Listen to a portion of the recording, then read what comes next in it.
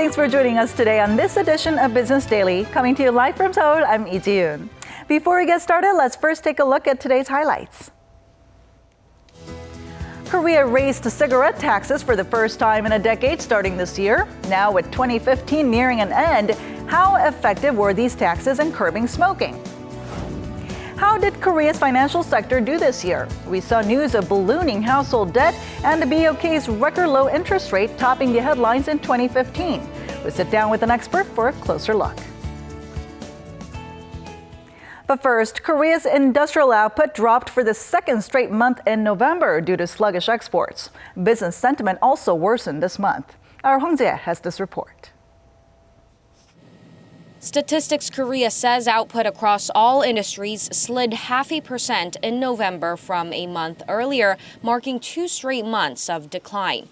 The agency attributes the slump to a drop in production in the mining and manufacturing sectors that were hit hard by sluggish outbound shipments.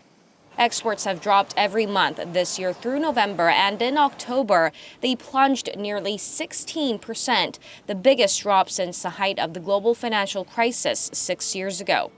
And experts say the unfavorable conditions abroad are unlikely to improve anytime soon. The growth rate is getting weaker in emerging economies and in China, on which Korean exports have relied heavily for the past 2 to 3 years. The slump in industrial output has come about despite an improvement in domestic demand, with production in the service sector rising for a 5th straight month in November. Reflecting the gloomy production data, manufacturers' business sentiment also declined this month. The index gauging how businesses see the current economic conditions came in at 67, down a point from the previous month. A reading under 100 means pessimists outnumber optimists. And to hedge against uncertainties lingering abroad and at home, like the dulling competitive edge of local exporters and the country's graying population, Finance Minister Choi Kyung-han once again emphasized pushing through structural reforms as he led his last economy-related ministers' meeting on Wednesday. Hong Jie, Business Daily.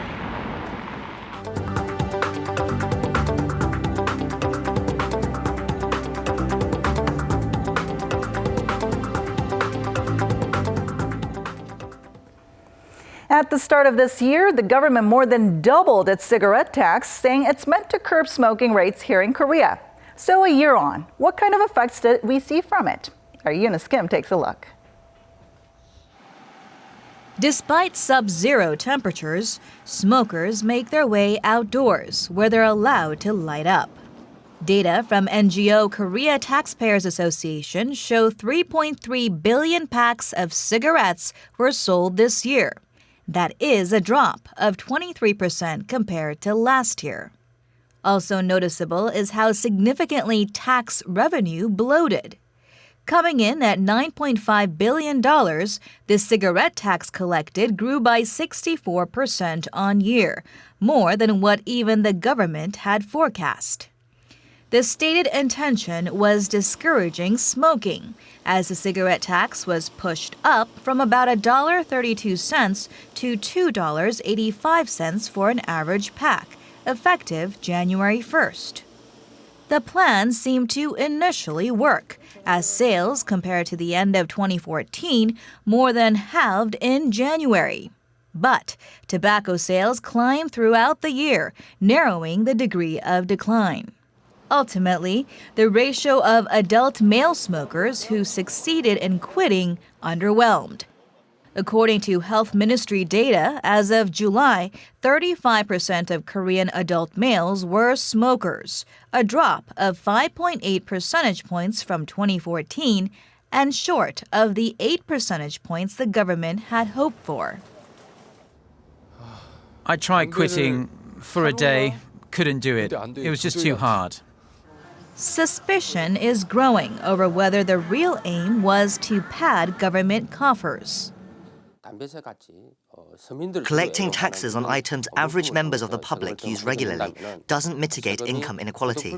It has the opposite effect of deepening the gap between the rich and the poor. As critics say, aggressive anti-smoking campaigns should have been concurrently run, instead of cutting the budget for them. Meanwhile, the government is pushing to make warning images on cigarette packs mandatory at the end of next year, a move it hopes will help further drive down the smoking rate. Eunice Kim, Business Daily. Now, this could be sad news for all you soju lovers out there. For the first time in years, we're about to see prices of Korea's unique clear distilled liquor, or soju, go up. Our Lee Ju-young tells us why. It's hard to spot a table without this alcoholic beverage during group gatherings with friends or colleagues. It's soju, Korea's most popular local spirit, accounting for 40% of the country's alcohol consumed nationwide.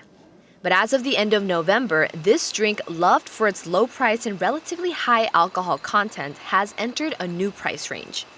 The country's largest soju maker, Jinro, raised the factory price of its 360mm bottle to 1,015 won, roughly $1. This is up about 5% since the last price hike 3 years ago. Now, a bottle of soju costs around 1,600 won, or $1.40 at convenience stores in Seoul, and as much as $3.50 at restaurants. Jinro said the price increase was the lowest the company could afford, taking into consideration growing manufacturing and marketing expenses. But Korea Taxpayers Association, a non-government organization, has been casting doubt on the sudden increase, saying it's a political tactic by the National Tax Service to increase tax revenue. It said the government can collect as much as $79 million yearly from the newly set prices. Following the jump in soju costs, consumers are waiting to see if beer will follow suit. Offering a bit of relief, breweries say for the time being they are not looking to push up prices, even though the rise in barley and malt costs are factors that could warrant higher price tags. Lee Ju-young, Business Daily. And following the path of Jinro, we have news that the price for Lotte Chilsung Beverages 처음처럼 bottled soju is also expected to go up by 5.54% starting January 4th of next year, no doubt adding to the price burden.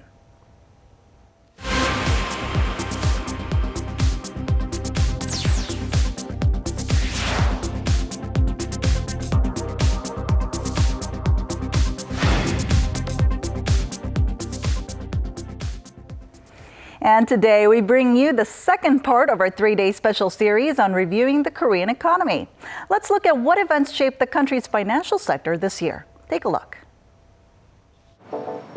There's a lot to take note of in 2015 when it comes to the financial sector. First off, some dramatic moves from the Bank of Korea, which slashed the country's key interest rate to a record low of 1.5% in June. It was the fourth rate cut since August last year, and a total of 100 basis points shaved off in less than a year. Much of it was attributed to efforts to offset gargantuan losses piling up from the unexpected MERS outbreak in May. And since then, it has left the country's interest rate unchanged for 6 consecutive months, in spite of the U.S. Federal Reserve's anticipated rate liftoff. Also in the picture was a shakeup in regulations. The Financial Services Commission removed or improved over 200 regulations aimed to reform the finance industry as a whole. These deregulation efforts resulted in a lot of changes, including the launch of over 20 mobile payment services in Korea, including Samsung Pay and Kakao Pay. Samsung Pay ended up attracting over 1 million domestic users just 2 months after its launch, and it's aggressively moving to branch out to the US and China. The preliminary approval of Korea's first internet-only banks, Kakao Bank and K-Bank, also came from the government's bid to drive innovation in the fintech industry. Amid all these changes, we look back at the good and bad in the finance industry this year.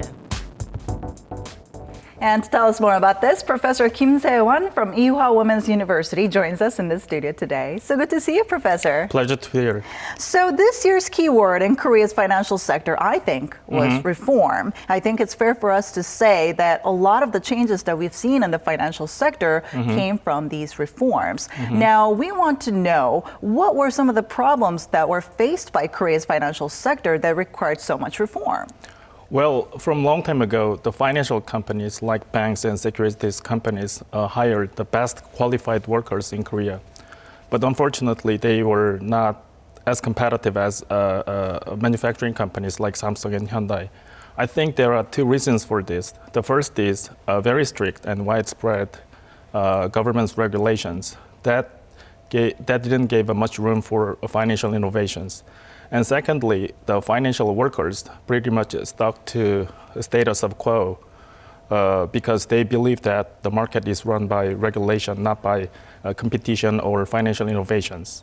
All right, I think deregulation reforms took up a large chunk of those financial reforms this year. Especially, we saw some positive changes happening in the financial technology or fintech sector. Can you tell us some of those deregulation reforms and what's your assessment of those reforms? Well, I believe that 2015 might be and hopefully remembered as a starting year of the financial innovation, like 50 years or 100 years later. We saw quite a few financial innovations this year, like fintech products, Kakao Pay or Samsung Pay has been introduced in the market. And in addition, we had internet-only banks is about to start their business. And also we had an individual savings account, which is basically multi-purpose account that could be either used for savings and stock investment. So I'd like to give a great credit to government for starting these new financial innovations.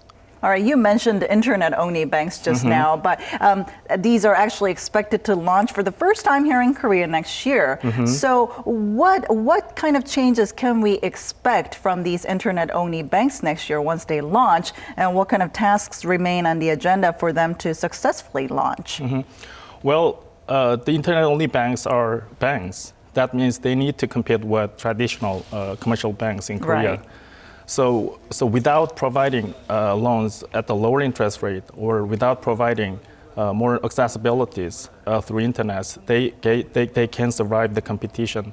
So we have to take a good look at how their business are developed in the near future. All right, another hot issue in the financial sector was, of course, the Bank of Korea lowering the interest rate to a record low of 1.5%. And this, thanks to that, it actually brought a boom to the real estate market. Right. Now, aside from that, what other impact did we see this have on the Korean economy this year? Well, first of all, 1.5%, the Bank of Korea interest rate is simply the lowest interest rate in Korean history, which is very unusual. And that low interest rates, greatest beneficiaries might be housing market and construction companies. And housing market has been suffering from recession of the market from the starting of the 2008 financial crisis. And in addition, the construction company lost a big business in the foreign sectors, but instead they made a big money in the domestic apartment market.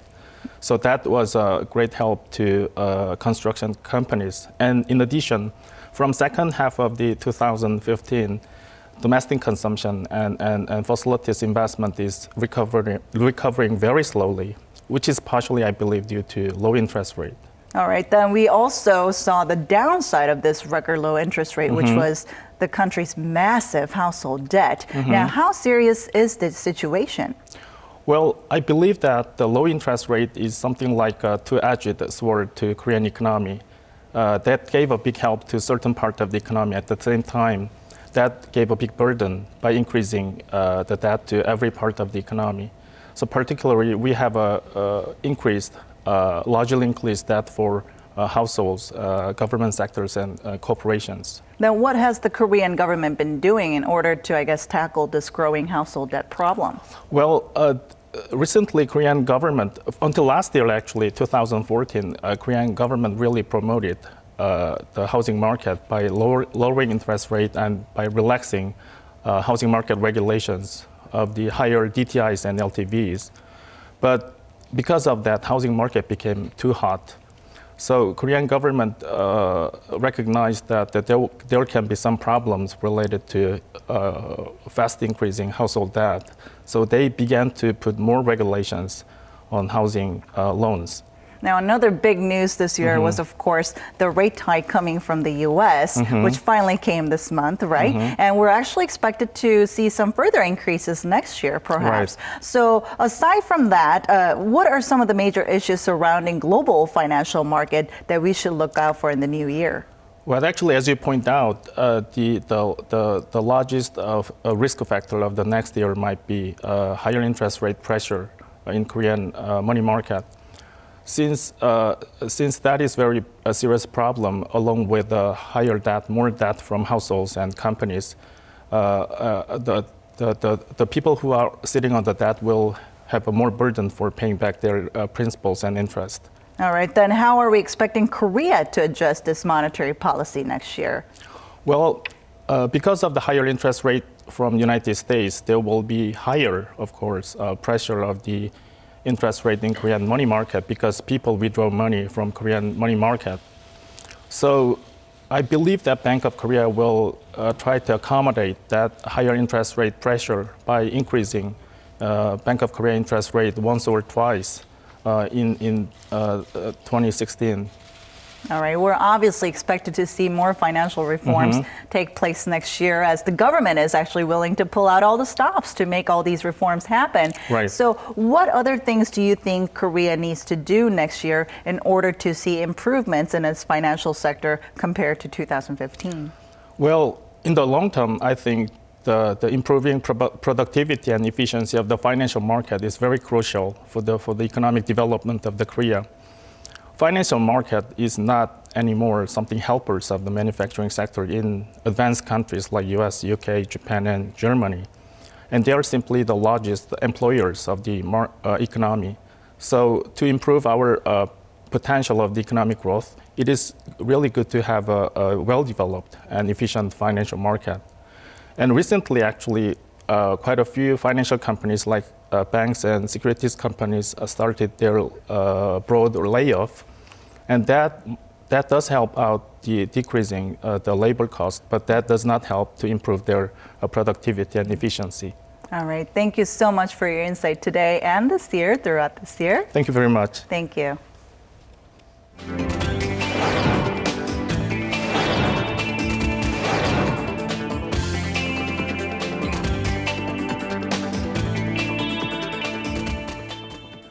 And that wraps it up for today. Thanks for watching, and we'll be back with more business news that matters to you tomorrow at the same time, same place. So don't forget to tune in then. Until then, goodbye.